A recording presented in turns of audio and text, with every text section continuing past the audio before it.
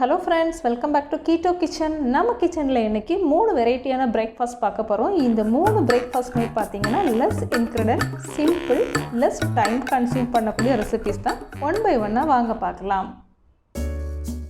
இந்த ஆல்மண்ட் நான் பண்றதுக்கு தேவையான பொருட்கள் ஆல்மண்ட் ஃப்ளார் எடுத்துக்கோங்க. நீங்க வீட்லயே கூட ஆல்மண்ட் ஃப்ளார் பண்ணிக்கலாம். எப்படி இந்த ஆல்மண்ட் ஃப்ளார் பண்றது அப்படிங்கற வீடியோ நம்மளோட சேனல்ல ஏற்கனவே இருக்கு. அதை பார்த்துக்கோங்க.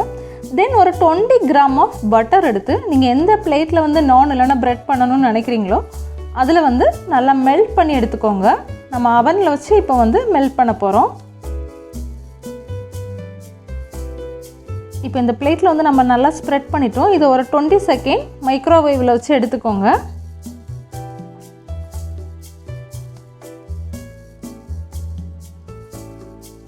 உங்ககிட்ட மைக்ரோவேவ் ஓவன் இல்லை அப்படின்னா நீங்கள் பட்டரை வந்து மெல்ட் பண்ணி டைரெக்டாக வந்து எடுத்துக்கலாம். மெல்ட் பண்ண பட்டர் ஊற்றுனீங்கன்னா போதும். இப்போ நம்மளோட பட்டர் வந்து மெல்ட் ஆகிட்டு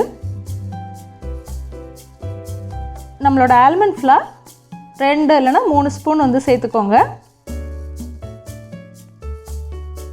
கொஞ்சமாக சால்ட்டு சேர்த்துக்கோங்க. நல்லா மிக்ஸ் பண்ணி விடுங்க.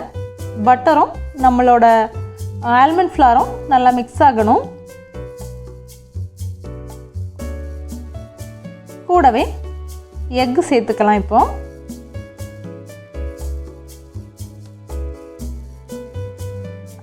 அகைன் மூணையும் நல்லா மிக்ஸ் பண்ணி விடுங்க.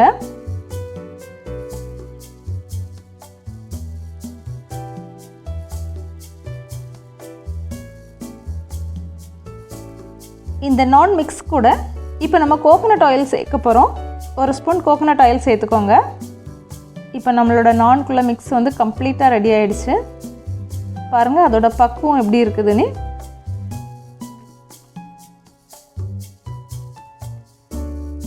இனி நம்ம மைக்ரோவேவ் ஓவனில் வச்சு குக் பண்ண போகிறோம். 2 minutes வந்து குக் பண்ணி எடுங்க. சூப்பரான நான் ரெடி. எக் கறி வச்சு சாப்பிட்டு பாருங்கள். ரொம்ப ஒரு பெட்டர் காம்பினேஷன் இந்த நான்க்கு வந்து நம்மளோட எக் கறி தான்.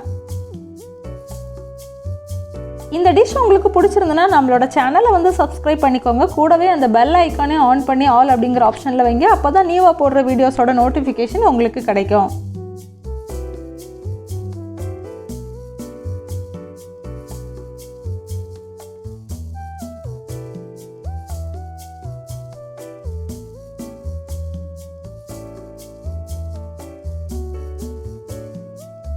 குக் பண்ணுங்க, டேஸ்ட் பண்ணுங்க, என்ஜாய் பண்ணுங்க. Thank you.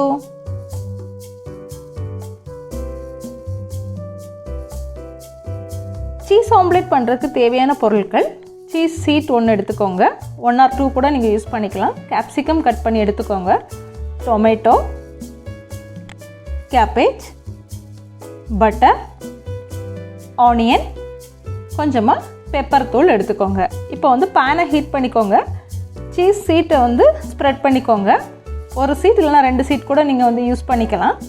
மேலே இப்போது நம்ம கட் பண்ணி வச்சுருக்கிற எல்லா வெஜிடபிள்ஸையுமே மேலே வச்சு குக் பண்ண போகிறோம். நீங்கள் இப்போ தான் நம்மளோட சேனலை ஃபஸ்ட் டைம் விசிட் பண்ணுறீங்க அப்படின்னா சேனலை சப்ஸ்கிரைப் பண்ணிக்கோங்க. கூடவே அந்த பெல் ஐக்கானையும் ஆன் பண்ணி ஆல் அப்படிங்கிற ஆப்ஷனில் வைங்க. அப்போ தான் நான் நியூவாக வீடியோ போடும்போது உங்களுக்கு இமீடியட்டாக நோட்டிஃபிகேஷன் வரும்.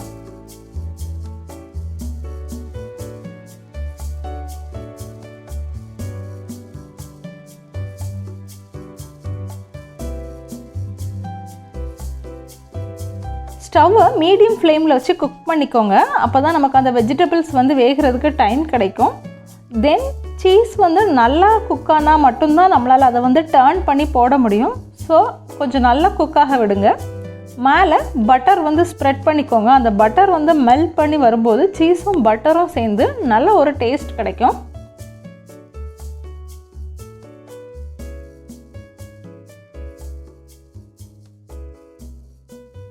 பெப்பர் இல்லைனா சில்லி பவுடர் ஸ்ப்ரெட் பண்ணிக்கோங்க டேஸ்ட்டுக்காக. சால்ட்டு போட வேண்டாம். இப்போ ஆல்மோஸ்ட் வந்துடுச்சு. டர்ன் பண்ணி எடுத்து சாப்பிட்டு பாருங்கள். ஒரு நல்ல பிரேக்ஃபாஸ்ட் ரெடி. தேங்க்யூ.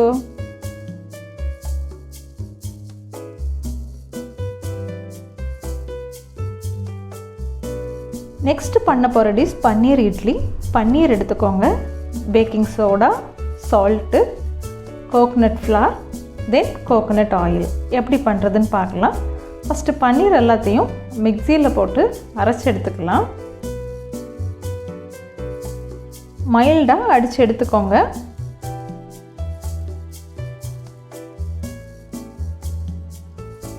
இந்த மாதிரி லைட்டாக அடித்து எடுத்திங்கன்னா போதும். இனி நம்ம இதுக்கு கூடால கோகோனட் ஃப்ளார் சேர்த்துக்கலாம். 2 ஸ்பூன் ஆஃப் கோகோனட் ஃப்ளார் சேர்த்துக்கோங்க.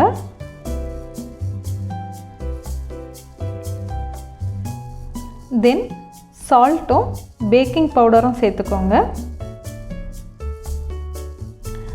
இனி நம்ம இதுக்கு கூடால தயிர் சேர்க்க போகிறோம். தயிர் இல்லை அப்படின்னா நீங்கள் வாட்டர் கூட லேசாக சேர்த்துக்கலாம். பட் தயிர் சேர்த்திங்கன்னா டேஸ்ட்டும் நல்லாயிருக்கும் உங்களுக்கு.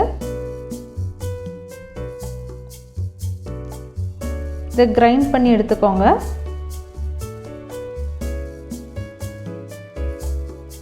இப்போ எல்லாம் நல்லா கிரைண்ட் ஆகிடுச்சு. ஒரு பவுலில் சேஞ்ச் பண்ணிக்கலாம்.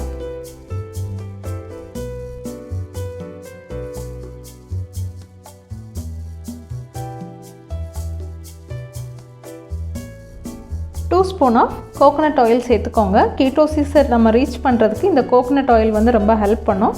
சேம் டைம் நல்ல ஒரு டேஸ்ட்டும் கொடுக்கும். இந்த பன்னீர் கூட கோகோனட் ஆயில் மிக்ஸ் பண்ணும்போது நல்லா மிக்ஸ் பண்ணி விடுங்க. இனி நம்ம as usual எப்படி நம்ம இட்லி அவிப்போமோ அதே மாதிரி அவிச்சு எடுத்துக்கோங்க. நீங்கள் இது வரைக்கும் நம்மளோட சேனலை சப்ஸ்கிரைப் பண்ணலைன்னா சேனலை இமீடியட்டாக சப்ஸ்கிரைப் பண்ணிக்கோங்க. கூடவே அந்த பெல் ஐக்கானே ஆன் பண்ணி ஆல் அப்படிங்கிற ஆப்ஷனில் வைங்க. அப்போ தான் நியூவாக வீடியோ போடும்போது உங்களுக்கு இமீடியட்டாக நோட்டிஃபிகேஷன் வரும்.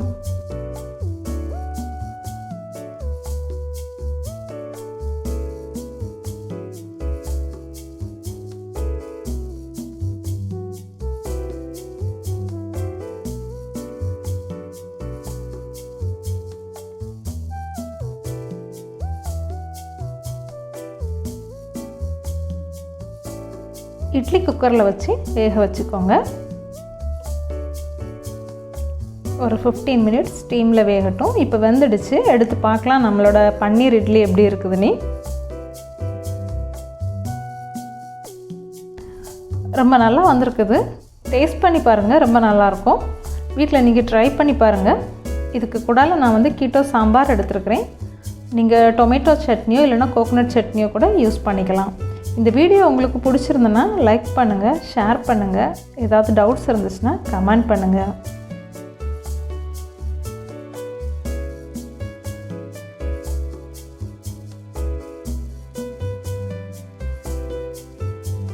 Thank you for watching. Thank you.